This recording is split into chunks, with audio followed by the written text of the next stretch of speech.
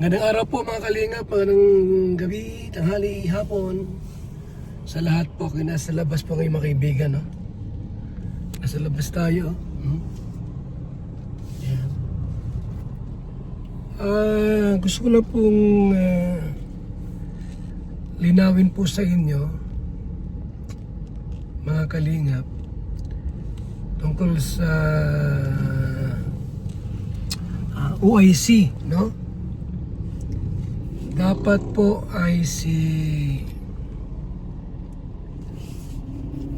Sangkay Lons ang dapat na uupo as OIC.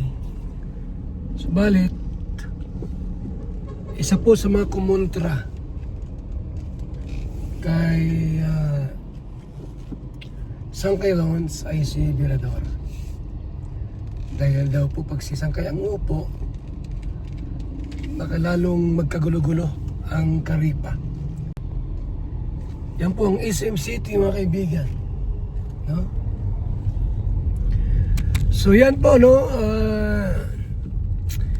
Kasi bago ako mag-elect o talaga ng maging OIC or ano po, ilagay sa posisyon, dapat tanong ko muna sa mga mga kasama nating mga leaders, mga matagal na sa kalingap, di ba? Like July Ponil at iba pa. Pero si Virador po ay hindi sumang-ayon kay Sangkay Lons na maging Karipa OIC President.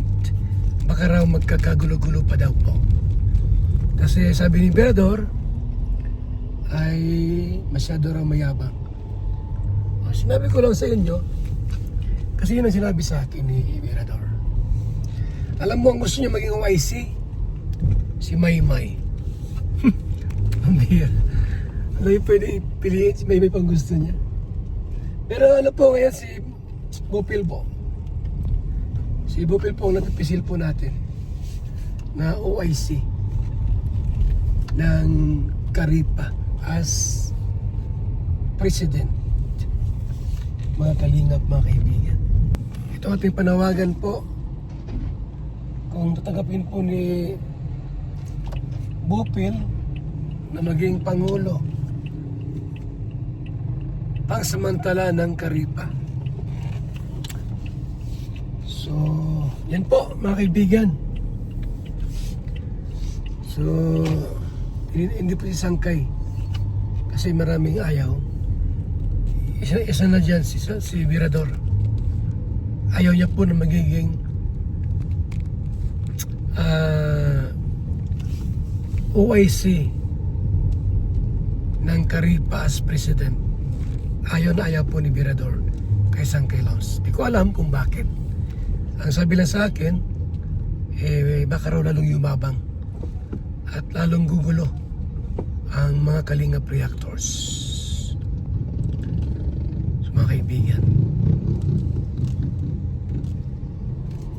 yan ha. So,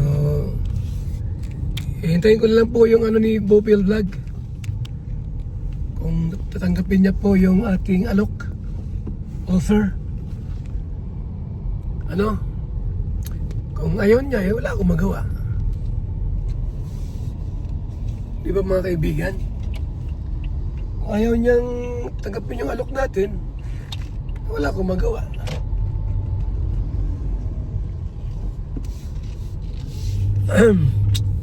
Grabing init po ngayon.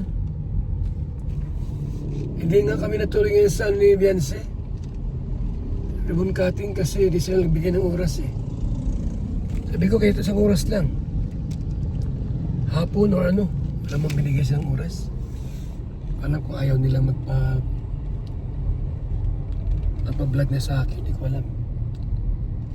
Problema yun kung ayaw magpa-vlog. Kailan meron kasi nabigay po sa akin ng sponsorship. 6K from Riong, 3K from Inday PB para po sa pagkain. Pero hindi naman natutuloy. Yung ano po, yung house blessing. Ay, house blessing. Bira. Kaibigan dito.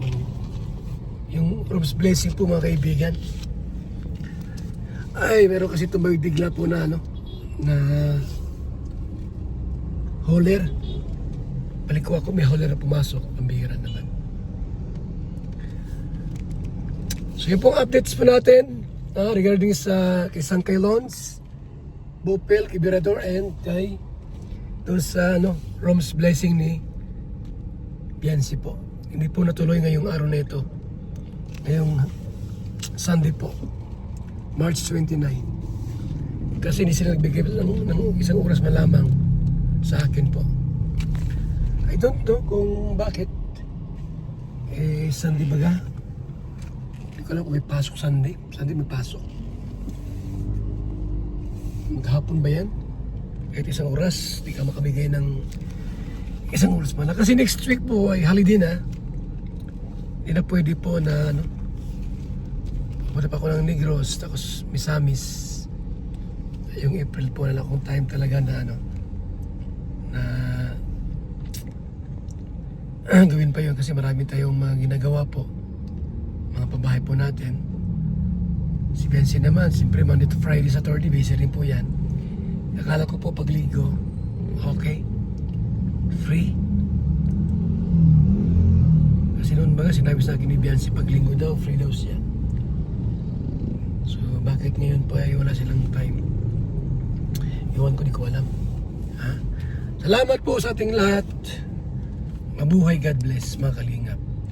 Please support my vitamin C, mga kaibigan. So Mascurbate, gawin ko itong business po, yung ating pong business ng ano. So Mascurbate, maliban sa BSM Kalingap Cafe yung origin, maganda po itong ano po, vitamin C, true alkaline mga kaibigan.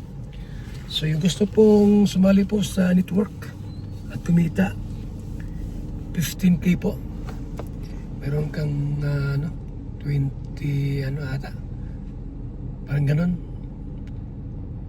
15 parang 18 or 17 na ano, vitamin C, tapos 12,000 parang 14 kahon. Yung sa 6K kasi na entry ay 7 na vitamin C. So sana po makasali kayo sa aking pong network. Salamat, mabuhay, God bless. BSM Kalingap Cafe, napakasarap, nagpapagaling sa mga taong may sakit. Sa BSM Kalingap Cafe, sasarap ang tulog mo dito at gwagwapo ka rito tulad ko.